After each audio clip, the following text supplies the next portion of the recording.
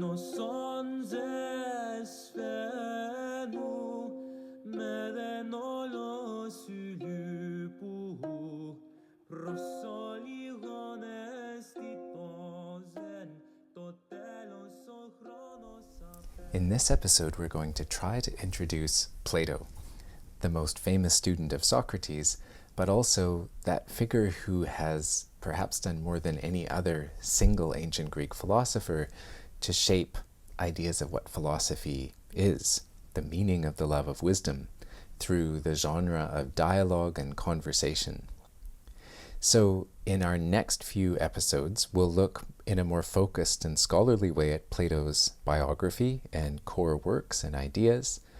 In this video, I'm hoping to offer a more impressionistic exploration, an exercise in the imagination, and some initial thoughts about Plato's legacy, emotionally, to the arts, to philosophy, and to the sciences. And to move in that direction, I'd like to invite you first to try a little philosophical exercise with me. Stretch out for a moment and take in your surroundings with all your senses. Think about what you see and hear and smell and taste and touch. And think about, first of all, what you find beautiful or meaningful in what you see. But also take a moment to notice how much is the product of human imagination. If you're inside, maybe the room that you're in, possibly the technology that you're using to listen to this. Someone must have imagined the many tools and discoveries that enabled it. Possibly the clothes or the shoes that you're wearing, where you're sitting or standing, maybe some of the smells and sounds around you. Once, none of those things existed. And I think that's an interesting way to pivot into Platonism. Human beings are beings who can enter a world that's somehow not yet here. What Henri Corbin called the imaginal world. Things that we can't yet see or touch, but that could be. In some cases, maybe things we think should be. And we can bring those imagined realities into being through the medium of our actions in the world, our compassion, on the other hand, through the medium of our arts and sciences, sometimes for better and sometimes for worse. Technology is an obvious example, I think, to imagine a technology that doesn't yet exist and to see a need or a value for it and to bring it into being.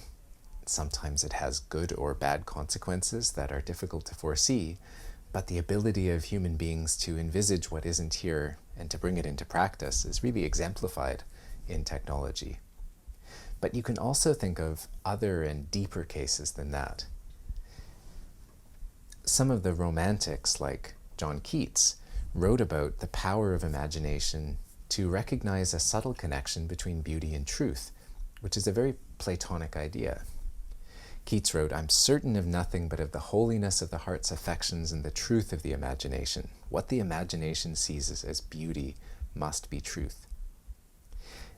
This is an idea that's captured the imagination of mathematicians since Plato's own academy, that there's some deep and recondite link between what is true and what is beautiful, and that somehow the love of wisdom, whether it's scientific wisdom, artistic wisdom, or wisdom in the realm of human values, rests on an ability to touch and trace that link.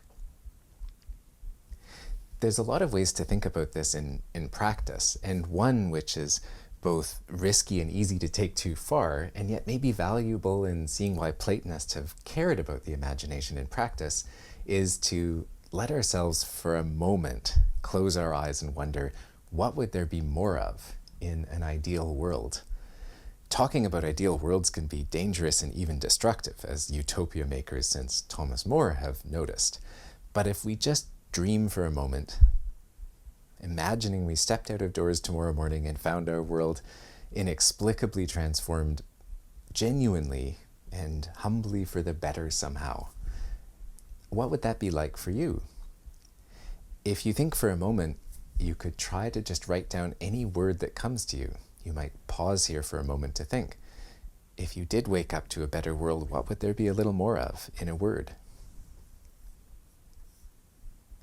You might also wonder, as you note some of those values or possibilities, why it seems hard to reach that ideal. There's lots of good reasons why that are important to listen to. But to give a little bit of color to the question, when I've asked this question in person in conversation, I've often heard answers like these to the first question: what would there be more of in a better world? People sometimes say more empathy, more nature, more dialogue, more justice and equity, more peace, more understanding, more human kindness. And when we think about what's in the way, what makes it hard to get there, often the answers are really features of human nature. Greed or self-interest, the way we produce and reproduce systemic injustice and corruption, especially the way that fear motivates us to hatred, prejudice, and anger. And maybe this is important to reflect on in understanding how the Socratic tradition shapes Plato's pragmatic approach to philosophy. Philosophy involves self-knowledge, as we've talked about often ever since the inspiration of the oracle at Delphi for Socrates. It invites us to think about this kind of question, what we really value, that is, what we hope to see more of in our own psyche, psyche or soul, and what we hope to see more of in the world, but also to recognize what makes it hard to get there, or to realize that ideal sincerely. Philosophy can be seen as a project of closing the gap between what we really value and aspire to and what makes it possible to realize it in practice in the world around us. And this is really an essential feature of the work, the core work of imagination for the Platonists, to find this link between beauty and truth, not only abstractly in mathematics and the arts, though that's important for inspiration, but also in practice in our own lives. And as I'll argue later, especially inwardly in ourselves, because I think Plato's more sensitive than is often recognized to the dangers of trying to impose an ideal on the world around us before we find it inside. Imagination can be seen in a number of other lights too. Without belaboring it too much, I hope this will give a bit of color to our exploration of the Platonist imagination in the episodes to come. You can think about how, again, technologies have, in an almost Promethean way, come forth from the imaginal world into discovery and practice, and how openness to imagination has helped. Imagination can help us envisage and recreate what we've never encountered. As a psychologist, Alison Gopnik, has stressed, it means that children's imaginations are like the R&D team of humanity. Imagination can lift us to a sort of starry ideal, a vision of the good, the beautiful, and the true, and then we're always trying to bridge the gap between that imagined ideal and practice. And in fact, noticing the difference between what we see if we close our eyes and hope for something ideal and what we encounter in day-to-day life shows us this sort of rift between earth and heaven, so to speak, or between the tactile world and the starry sky, a sort of subtle unfulfillment in the world as we find it, a dissatisfactoriness that ancient Buddhist philosophers contemporary with Plato designated dukkha, dissatisfactoriness. But on the other hand, noticing that gap between the ideal and the practiced also opens avenues of creative expression. And as we mentioned before, those can flourish through the arts or sciences, through our own personal ethics, through a will to social action for the good, the collective and individual good. The priestess Diotima of Mantinea, who's Socrates' teacher in Plato's Symposium, followed by virtually all ancient Platonists, calls this longing to give birth in beauty and to bring that starry vision of the ideal that we imagine into practice, love, or eros. That's also an aspect of Platonism, just impressionistically, that has influenced generations. When Diotima in Plato's Symposium says, one goes always upward into the mystery of love for the sake of this beauty, beginning from everything beautiful whether it's sensual beauty, music, character, psychology, the arts and sciences, and climbing the ladder, we find something ideal not only in the abstract, but in practice in our lives. This has also been picked up by romantic readers of Plato through the ages. For example, Franz Liszt, the musician and composer, writes that art is for us nothing other than the mystic ladder from earth to heaven, from the finite to the infinite, from mankind to God, an everlasting inspiration and impulse toward redemption through love. So as I mentioned a moment ago, dukkha, or the recognition of the dissatisfactoriness of ordinary life, can be seen as a sort of driving insight of the ancient Buddhist tradition. You could say that love, or eros in this sense, is the driving principal concern or ultimate concern of Platonism, to recognize with sincerity and then bridge the gap from earth to heaven, from the world we see to the world that with the best of our own potentials we imagine. And even if a little bit playfully, we can maybe map cases from the contemporary world where bringing dreams into practice has been a good thing. For example, if we think of it quite literally and picture dreams as an instrument of imagination, at least in the language and idiom of poetry, if you like, the chemical structure of benzene was glimpsed in a dream as a group of snakes swallowing their tails, and these images can be seen as bringing out a really valid discovery. The melody of the song Yesterday and the concept for the song Let It Be came to Paul McCartney and the Beatles in a dream. The design of an experiment that proved neurotransmission, a basic theory of neuroscience, came in a dream. Coleridge's poem Kubla Khan, the needles of the sewing machine, Niels Bohr's vision of electrons circling the nucleus of an atom, or important breakthroughs in number theory. All of these have been seen in dreams, revelations, visions, and other instruments of the imagination. Again, maybe this is a little bit in the language of poetry and we shouldn't push it too far. But I think it's helpful to consider how Platonists, through the ages especially of a more romantic and artful persuasion, have seen both scientific and aesthetic and ethical discovery as flowing from openness to inspiration of the imagination.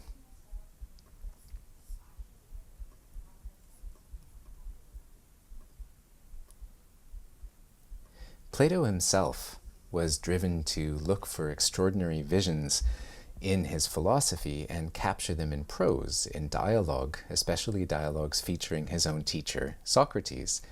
And we could say that he centered a new way of life around the creative imagination, the human capacity to discover and dwell among eternal and invisible patterns or ideals, what we access with that deepest sense of the imaginal capacity of the human being. They can again be scientific or mathematical in nature, the kinds of constant laws that organize nature and experience, as well as aesthetic or important in terms of value. And over the next week or so of our posts, I'm hoping to explore the origins of Plato's thought and its legacy in all these domains. In the next video, we're going to look at how Plato himself arrived at this way of approaching philosophy, and I'll argue that it came through a journey of personal and shared hardship. The rift between the starry heavens and the earth, if you like, between ideal and practice, was opened for Plato himself by the collapse of democratic Athens into tyranny between 405 and 404 BC and the execution of his own teacher Socrates. And Plato's response, the way, if you like, that he followed the path of love and offered a bridge from earth to heaven, came in the foundation of the Academy in perhaps around 387 BC. This original institution of higher education that came with an extended argument for why society needs higher education, needs what we sometimes call critical thinking, and inspiration of critical rigor alongside openness to this kind of imagination. A bridge, if you like, from earth to starry sky and back again, a new orientation to the world that fosters the love of wisdom, or philosophia, through education, or paideia. And of course, this is one way that Plato has institutionally and more fluidly inspired the history of philosophy in the way that you see in Raphael's famous painting of the School of Athens. The school of Athens in the center shows Plato pointing up, holding his Timaeus, a dialogue about cosmology and the origins of the world and those deep patterns we access with our imagination, even as Aristotle, his own student next to him, gestures forward in a grounding gesture, holding his ethics and reminding us that it's also about what we do in practice. And I think that image in Raphael brings out something important about the lived aspect of Platonic philosophy. The Platonic philosopher is guided to move back and forth between the ideal or the dream on the one hand and the practical on the other hand. If you think of Plato's famous allegory of the cave, if you've come across it before, an image like this, where all human beings have been caught in an underground cave since childhood with their necks and legs fettered so that they can only see shadows playing on the wall, and therefore, since they've never seen anything but shadows, they don't know the difference. They can't tell that they're only shadows until they escape the cave. In the same way, the Platonic philosopher is always trying to recognize the limits of their own understanding with Socratic humility and find a deeper kind of access to truth and beauty that gives them a point of comparison, something more constant to compare and thereby recognize what's limited about everyday perception by. I'll read this passage from Plato's Republic, Book 7. Here is a simile for the effect of education, or paideia, on our nature. Imagine human beings living in an underground cave ever since childhood with their necks and legs fettered. They're like us. Now consider what being released from their bonds and being freed would be like, being released into sunlight. And after a gap, education is not what some people say it is, putting knowledge into souls. Rather, the power to turn around is right there in everyone's soul already. So every philosopher who has seen the sun, that is, the truth about the beautiful, the just, and the good, must return to the cave to help others and share the labors of the community. This is a speech attributed to Socrates in the early portions of Republic Book 7, just before the development of a curriculum for this first kind of university-esque system of education. And I think this back and forth, the escape from the cave of shadows and the return, isn't just meant to say that the philosopher sees some kind of truth that others don't access. Rather, it's to say that they develop a way of inquiring, of testing with rigor what appears to them to be true, and with it a kind of openness, an openness to imagination, an openness to different perspectives. And this combination of openness and rigor allows them to move back and forth between the ideal and the practical. In fact, this idea of looking back and forth is one that Plato in the same dialogue develops quite consciously. In an image I really love, in Republic 6, he says that the philosopher is like a painter who will look often in each direction. On the one hand toward the eternal, that is what in its nature is just and beautiful, and on the other toward the canvas, what she wants to bring to humanity by painting in time and space. This is an image, this kind of back and forth picture of education that also captured the imagination of many subsequent Platonists. The Middle Platonist Plutarch, for example, in the 1st century CE, wrote that the mind does not require filling like a pail, but rather like wood.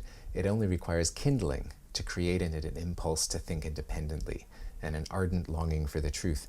I think this is important because, especially when we're talking about ideals and imagination and practice, it's important to think that it's got to come from openness, from questioning, and a spirit of inquiry. And I think this really emerges in how this aspect of Platonist education has been received at its best. So through this short introduction, we'll be exploring these two central reflexes in the Platonist life. On the one hand, the reflex to ascend to the eternal ideals, if you like, through openness of imagination and dream, practices of contemplation and receptive inspiration, which can be hard-headed science. In the academy, Plato hosted mathematicians, and this is where Euclid's Elements of Geometry came from. He hosted thinkers who gave rise to the basic architectonic principles of later engineering, where the thought of Archimedes came from, who, as we know from recent discoveries, anticipated integral calculus. But on the other hand, he also hosted poets and metaphysicians, people who were sensitive to the aesthetic and value-laden dimensions of human life. So in all those ways, the Platonist seeks to ascend or to be open. On the other hand, the Platonist also, in a different reflex, a complementary reflex, strives to return to earth, to bring that vision into practice through exercises of self-expression, through art and action. And this kind of back and forth is respiratory. It's important to have both, I think, for the Platonist imagination of the human life to be complete. There's some nice anecdotal reports that I think, even though they're on a slightly different topic, give us a sense that this was important to Plato in his own pedagogical practice, not only in his published dialogues. Aristotle, for example, in chapter 4 of book 1 of his Ethics, the Nicomachean Ethics, says Plato was right to go on constantly asking us this question and looking into it, whether we're on the road from the first principles or archai, that is, on our way down, or on the road toward them, on our way up. Aristotle means this in a more kind of abstract methodological way, given what he's asking about in that context, but it's a nice way to think about this respiration of the up and down of Platonic philosophy.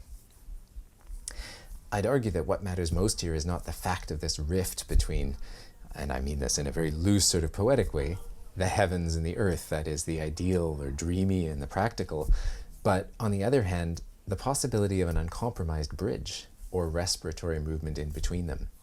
As Plato has a character say in his dialogue The Sophist, 249d, the philosopher has to be like a child begging for both, saying that what's real, everything, is both the unchanging, that is the ideal, and the changing, the flux around us, the unpredictability and spontaneity of everyday life. On the one hand, this capacity for a receptive and open-hearted assent helps to ensure that our action is original. We can think outside the box. It's not just coming from existing assumptions. The creative return ensures that it makes a difference, that it reaches form.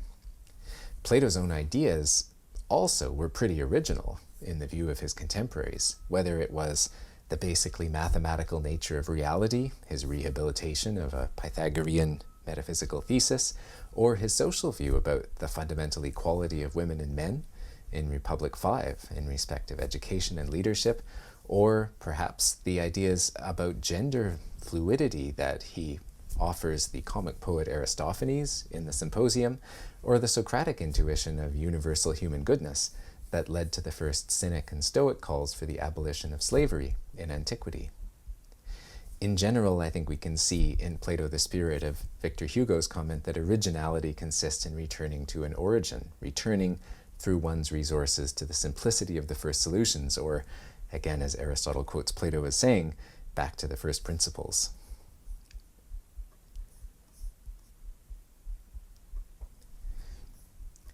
In the next part of this discussion, I'd like to explore the question of why we should study Plato at all, just briefly before we spend time looking at his life and works. If you've studied or thought about Plato before, you might have come across a part of this famous quotation from Alfred North Whitehead's Process and Reality. It's from page 39 of the 1929 edition. The safest general characterization of the European philosophical tradition is that it consists of a series of footnotes to Plato. But note that Whitehead goes on to explain what he means. I do not mean the systematic scheme of thought which scholars have doubtfully extracted from his writings. Rather, I allude to the wealth of general ideas scattered through them. His personal endowments, his wide opportunities for experience at a great period of civilization, his inheritance of an intellectual tradition not yet stiffened by excessive systematization, have made his writings an inexhaustible mine of suggestion. And I think this brings out quite well a point I was trying to make a moment ago, that Plato's contribution is not so much about the answers he gives as the imaginative, interrogative openness or receptivity to inspiration that he offers and expresses in a very practical, methodological way by doing philosophy in the form of conversation and dialogue, writing the dialogues of Socrates, which we'll talk about in the next episode. The idea of footnotes to Plato is possibly sourced earlier from Friedrich Hölderlin, again a connection to the Romantics, who writes, "The whole of modern philosophy is a mere footnote to Plato. His ideas, like the sun, shine with a light that is both life-giving and blinding." Now, coming down from that poetic height, we can talk a bit more practically about Plato's effects on education, again thinking here about the spirit of what we learn from studying Plato and Platonism. There's a good argument that Nightingale offers in the well-known book Genres and Dialogue about how Plato was responsible for coining the term philosophy in its familiar sense, that is, the love of wisdom, and how his goal was really to universalize the very peculiar or idios lifestyle of Socrates and render it teachable as something anybody could try to do. That's a pretty interesting idea broadly, but it comes down to some brass tacks too, because Plato's curriculum in Republic 7 became the foundation in practice of the enkyklaios paideia, that is, the encyclopedic, literally, etymologically, education of the Hellenistic kingdoms after classical Athens and the Roman Empire, shaping the trivium and quadrivium of later Europe, as well as much philosophy and science in the Islamic world through the great translation movements of the 9th and 10th centuries, the Byzantine world, and the disciplines of the later research university.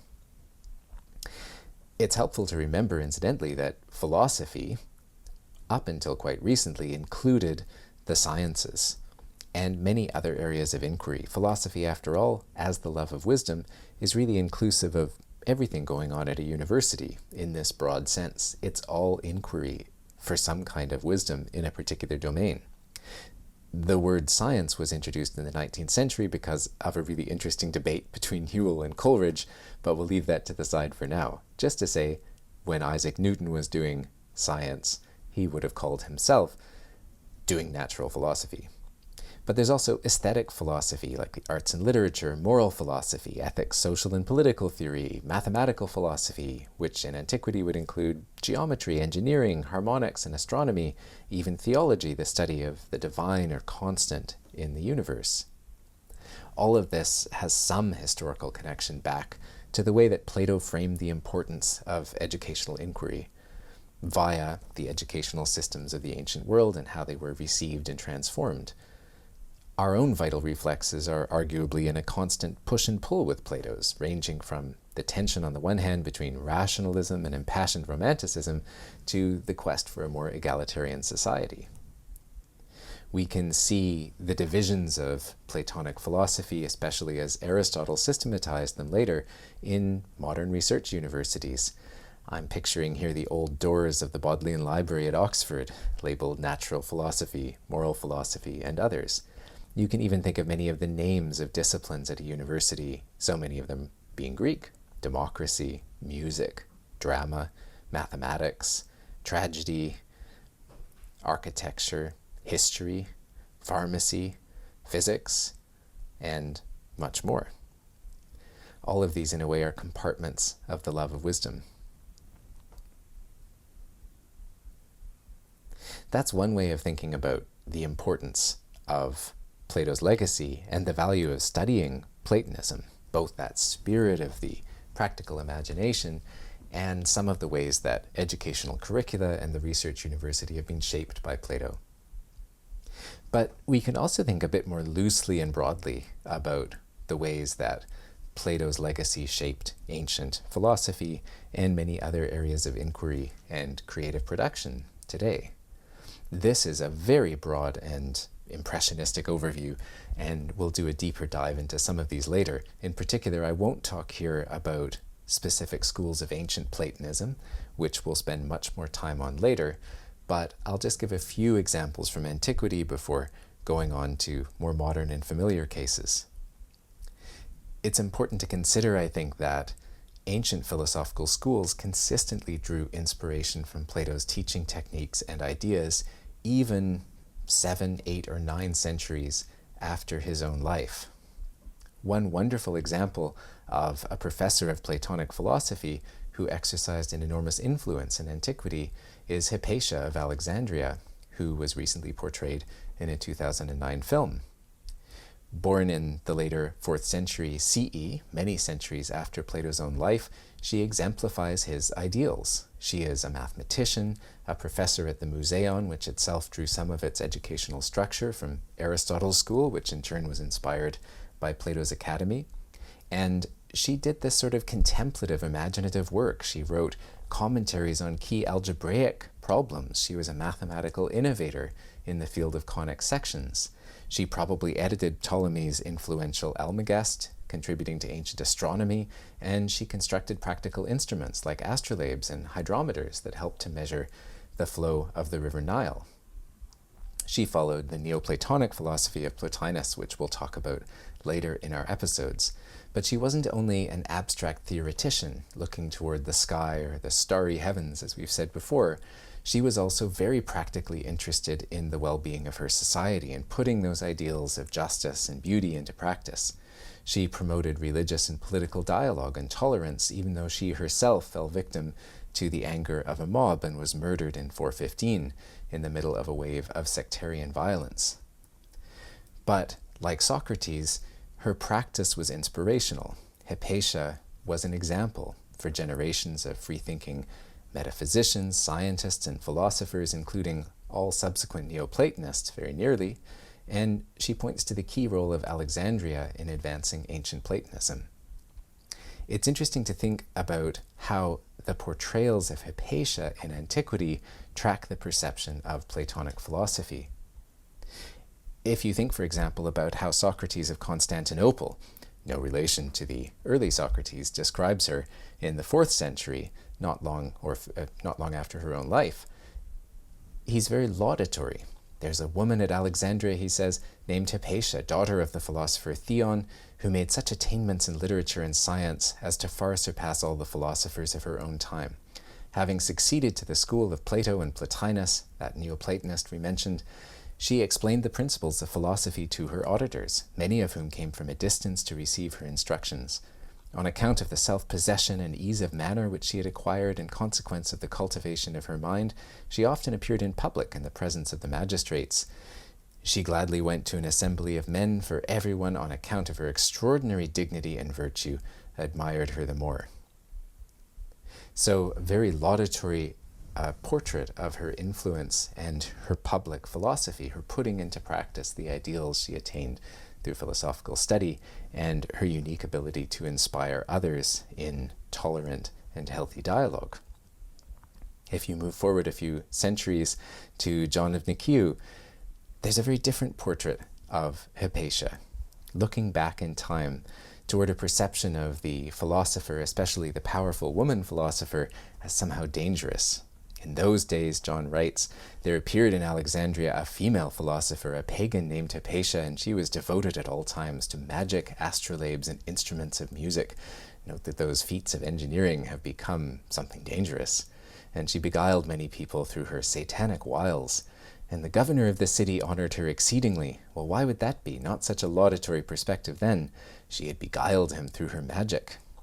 So this just shows the way that one figure can be portrayed so differently through time, but it also traces some of the anxiety and uncertainty of how Platonic philosophy itself was received and transformed in ancient portrayals in late antiquity and beyond. Again, that's a very brief example from antiquity of how important Platonism was and some exemplary figures like Hypatia, but let's go on to the modern age, just to look at a few other examples in our bullet train ride through Platonism's legacy.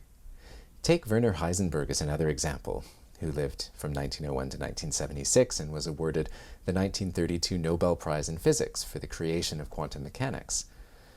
Heisenberg refers to Plato's theory of forms or ideals, what I've talked about as those patterns or ideals we can access through the receptive imagination, and he employs them to explain the abstract nature of quantum states.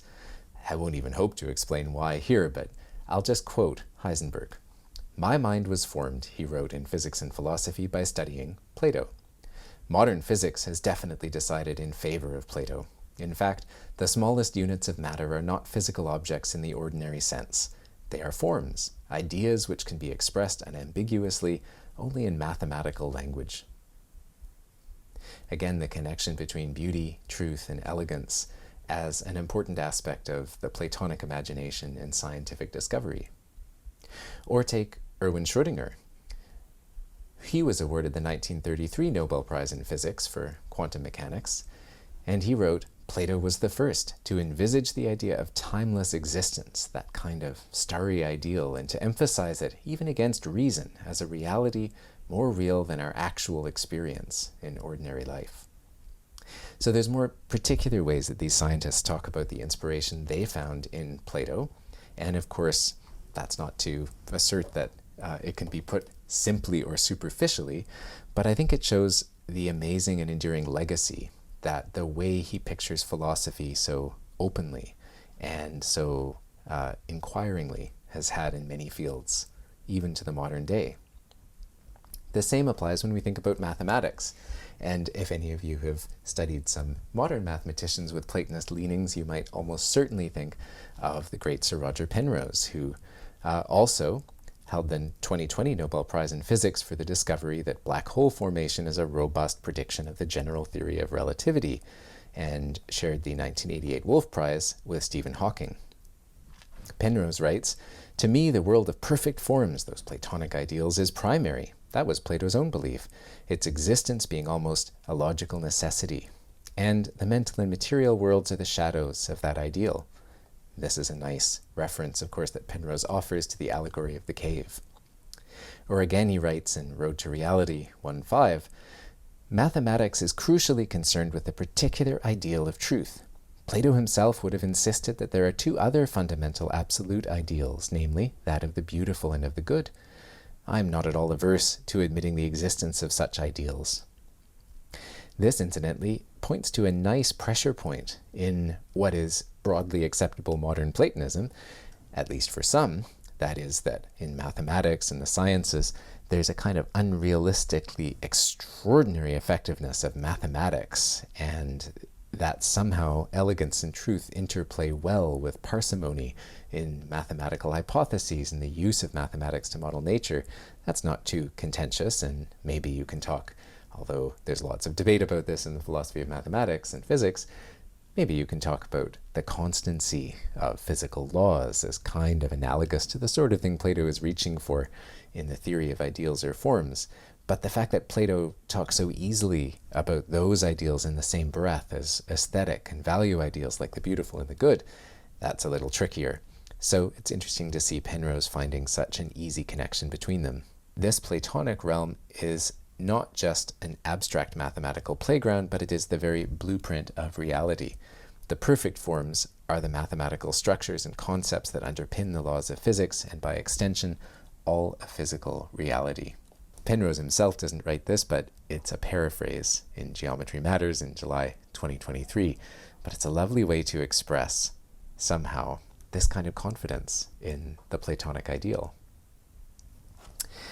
Sticking with mathematics, Kurt Gödel is a wonderful example as well, a seminal 20th century mathematician who's often considered, along with Aristotle and Frege, to be one of the most significant logicians in all of history, and is celebrated for his completeness and incompleteness theorems. A paraphrase of Gödel by Wang in 1996, "Mathematics has a form of perfection. We may expect that the conceptual world is perfect, and furthermore, that objective reality is beautiful, good, and perfect." But this one is a quote of Gödel himself. "Our total reality and total experience are beautiful and meaningful." And this is also a Leibnizian thought, that is, something we would come across in Leibniz. "We should judge reality by the little which we truly know of it. Since that part which conceptually we know fully turns out to be so beautiful, the real world of which we know so little should also be beautiful." So I'm trying to gesture there, however effectively, toward the Platonism that we find in the foundations of 20th century mathematics and logic as well. Then moving on from the sciences and mathematics into the more impressionistic realm of the Romantics, I think we can talk about the influence of Platonism in the arts as well. Not by any means my own area of expertise, but just as a gesture I think it would be a shame to leave out.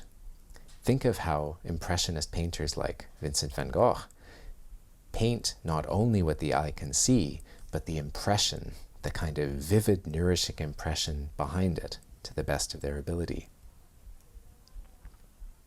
If we think back to some of the Romantics who helped to inspire important movements in the arts, we can see this, for example, in Novalis or Fichte or Schelling or Schiller. So here we have some more quotes. Novalis in Philosophical Writings in 1798, Plato's world of ideas is not a distant realm, but an intimate and ever-present reality that we encounter in our innermost self. Fichte in The Vocation of Man, Plato stands at the beginning of the true development of philosophical thought. His work is an eternal model of how the divine light of truth can be reflected in the human soul. Schelling in The System of Transcendental Idealism, in Plato we find the highest form of idealism. His philosophy reveals the eternal in the temporal, the infinite in the finite, and the universal in the particular. Again, for me, this is an important way of focusing on that bridge between the ideal and the practical, that Plato's ideals aren't only about looking away from the ordinary world, but, as Schelling says, finding the infinite in the finite, in art as well as in science.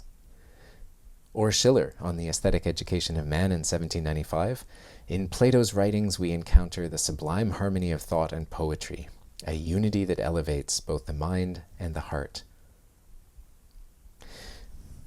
How I started out talking about the imagination, I think, is an idea that inspires me, especially from the Romantics. So Blake also writes in A Vision of the Last Judgment, imagination is the real and eternal world of which this vegetable universe is but a faint shadow. Now this puts the accent more on the dualism of the eternal and the temporal than what we heard a moment ago, finding the infinite in the finite.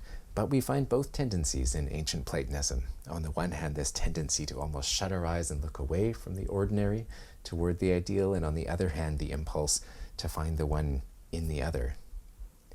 I think this goes nicely for dream as well. So a few other quotes from Nerval. Our dreams are a second life. I have never been able to cross through those doors of ivory or horn which separate us from the invisible world without a shudder.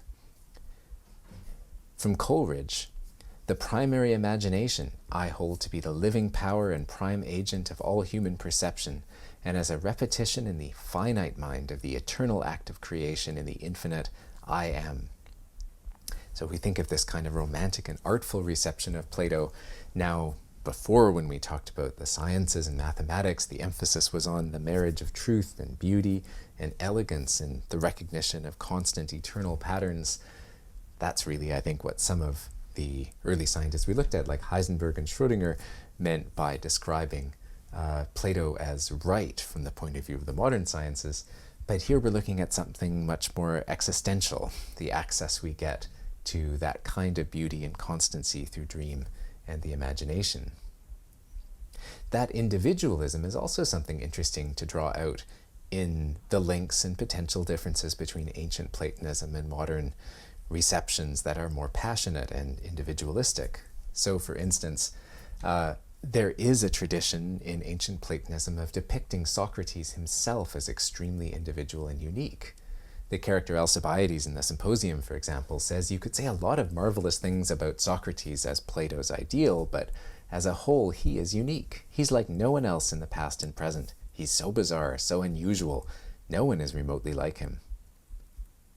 And it's this kind of focus in Plato that especially appealed to the individualism of some of the Romantics. So Strachey writes about Rousseau, for example, in Landmarks of French Literature, his distinctive overmastering perception of the importance and dignity of the individual soul, that the individual now on this earth and in himself was the most important thing in the world. To be clear, this is about Rousseau himself, but people around that period saw Plato as carrying the same sort of Rousseauvian ideal of individualism. So Hamann, for example, in Aesthetica and Nuce writes, Plato alone is worth all of them to me, alluding to Cicero in Brutus 6191, and then passion alone gives hands, feet, and wings to abstractions and hypotheses, gives spirit, life, and voice to images and symbols. So all of this I just mean to draw out the way that the Romantics' Plato is individualistic and passionate, much like that kind of Rousseauvian individual, and that there is that sort of seed of this idea, I think, in Plato's depiction of Socrates as unique, which will be drawn out more in later Hellenistic philosophy, I think, for example, in the Stoic idea of the idios poion, the sort of unique characterization of the individual. And last but not least, in this sort of impressionistic ride through some aspects of Platonist legacy, we could think about literature and thought in the last century. Iris Murdoch, for example, the novelist and philosopher, was inspired deeply by Plato, and of course was celebrated for her own services to literature, and in that sense is a Platonist working in the medium of the arts. She writes in The Sovereignty of Good in 1970, Plato's vision is that we must leave the cave, but this is a mystical and not a practical move. The cave is a place of illusion, and we are forever deceived by it. The things of the world are not real as such. What is real is what lies beyond them, which can only be seen by the mind's eye. So this is another of those passages in our mini flowers we've been picking or exploring through the last few minutes, where the accent falls more on the dualism between the world we see around us, the earth around us, if you like, and the starry sky on the other hand, and less on the interconnection and the bridge between them. But it was very important to Murdoch to show that this kind of goodness was deep in everyone and everything around us. And so she also writes in the same work, Plato was right when he said that to desire a person is really to desire their good, which is their real and central being. Good is the central concept of all morality, and this is the idea that Plato explores in the Republic. She also writes in the collection Existentialists and Mystics, art and morality are, with certain exceptions, one. Their essence is the same. The essence of both is love, and Plato saw this. So again, love is bridge building between the ideal and the practical. We can also think about philosophy in practice. I love the example of the philosopher and scholar Martha Nussbaum, who also became a policy advisor to the United Nations, and along with Nobel Prize-winning economist Amartya Sen, created the capabilities approach that helped to offer an alternative perspective on human happiness and drew inspiration from Plato. She writes in Women and Human Development, the capabilities approach, Plato's Republic offers a valuable starting point for thinking about the capabilities approach. His insistence on the importance of education for developing the soul's powers is akin to the emphasis in the capabilities approach on the development of human potential. This picks up a theme from our previous episode on the Socratic movements about how important the cultivation of human potential is, which Nussbaum worked on very deeply in the Aristotelian tradition especially, but I think it's also a nice example of this bridge-building model, how Platonic cultivation of ourselves and our society means building a bridge to the ideal by realizing human potential. Also, we can talk about Platonism in music. For example, Nadia Boulanger is an individual who, quote, determined the landscape of 20th century music more than any other, as a peerless composer, conductor, and music teacher who shaped a whole generation of musical genius. And she wrote, I have been to Athens only once for 3 hours. That changed my life forever. I saw the Acropolis. I saw what made us what we are, the source of all that is precious, profound, and joyous in us. It is because passion is alive that the Greeks made a goddess of Minerva. And then she goes on, Schubert only took 15 years to put millions of notes on paper. Where did this power come from? We talk about what we don't do, and the great excuse we offer is lack of time. But Schubert didn't have time. Bach didn't have time. Fauré didn't have time. No one has time. They found time. And that's why Plato is still alive to us today. So I think this gives a nice example, in spite of my own lack of expertise in the history of 20th century music, of how the inspiration to create in the arts and music and in other fields can draw from a readiness or an openness to access the ideal in the imagination and put it into practice through every medium at our disposal. So that bridge between earth and the starry sky, if you like, that cultivation of the human imagination in practice is, at least once more impressionistically, a kind of background or context I hope we can bear in mind as next time we look more specifically at Plato's legacy in his own life, and we look at his biography, and we look at the works that he wrote before moving on to some of his core ideas.